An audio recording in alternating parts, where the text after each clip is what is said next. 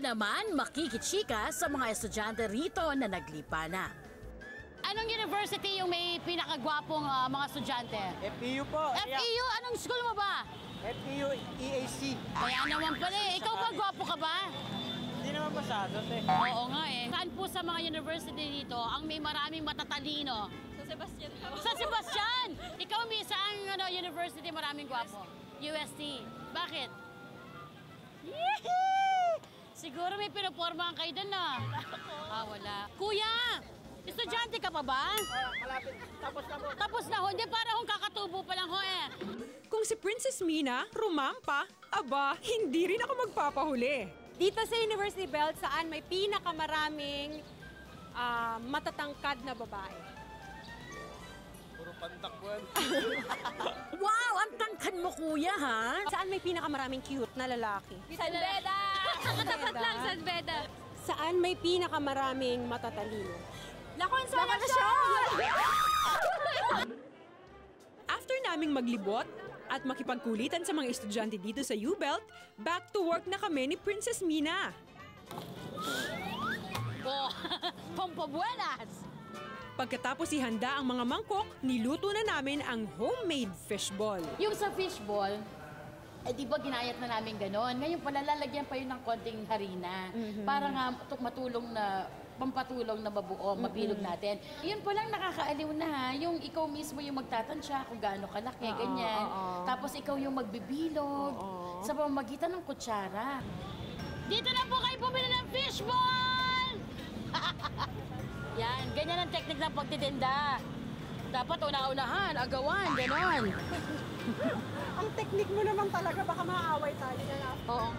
Next na isasalang sa kalan ang kwek-kwek. Nilulubog muna ito sa orange coating na gawa sa harina at mga pampalasa tsaka ipiprito. Actually, yung kwek-kwek, madali lang din siyang lutuin kasi parang lutong-luto na yung itlog sa loob, pinakuluan na. Ang lulutuin mo na lang yung harina sa labas. At saka kailangan maingat ka sa paglalagay nung itlog o kaya man nung fishball kasi pag mataas na mataas mo siya nilagay doon sa kalan, pag tumilamsik yung yung mantika, lagot ka. Halika! Bibili kayo Nagabikol mo na talaga. Dali! Picture sila pero bibili, yun ang usapan namin.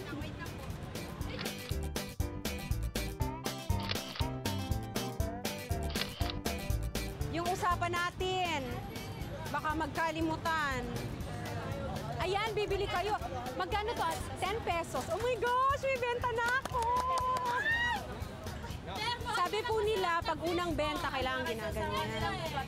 In fairness, Princess Vina, mukhang effective. Ang dami mo agad customer. 10, 20, 30, 20? Ganda. 20 pesos? Kamusta naman kaya si Princess Mina? Kain na kayo! Bago pumasok, kumain kayo. Bago pumunta sa trabaho. Ano to, mag-picture-picture na lang? Thank you! Bili na po kayo sa malamig! Muso! Muso! Muso! Muso! Muso! Itlog na masarap! Dito lang matitikman! Bumili na kayo! Bili na kayo! I'm so sorry for you! Hay nako! Tumula na ako, nag-alaga ng bata, bumosing-posing, lahat na ginawa ko makabenta lang. Ang hirap palang maging street food vendor dito sa mundo ng mga tao. Aray ko! My God! Natalsikan pa ako ng mantika. I don't belong here. Ibalik niyo lang ako sa palasyo, please. Huwag kang mawala ng pag-asa, Princess Mina. Darating din ang lalaking magpapasaya at magdadala ng swerte sa'yo. Kaya yun. Ay! Ito pala yun! Hindi ka na! Dadaling kita sa kaharian namin. Yay! Di makakaligtas sa mga mata namin ang mga cute na mga estudyante. Oh. Actually, hindi niya pa masyado nakikita yung piniprito niya, pero yung dumaan na pogi, nakita na kaagad. Ang bilis! Dahil cute ka, libre na to! Yeah, kiss muna! Salamat. Kiss! Flying kiss na lang pwede. Sapakin kita eh, flying kiss ka dyan. Kita o kiss, oh! Uy! O sige. Ayan! Nakahanap ka na ng inspirasyon, Princess Mina. Kaya tuloy-tuloy lang ang pagbibenta natin ng street food dito sa Recto when Day Off returns.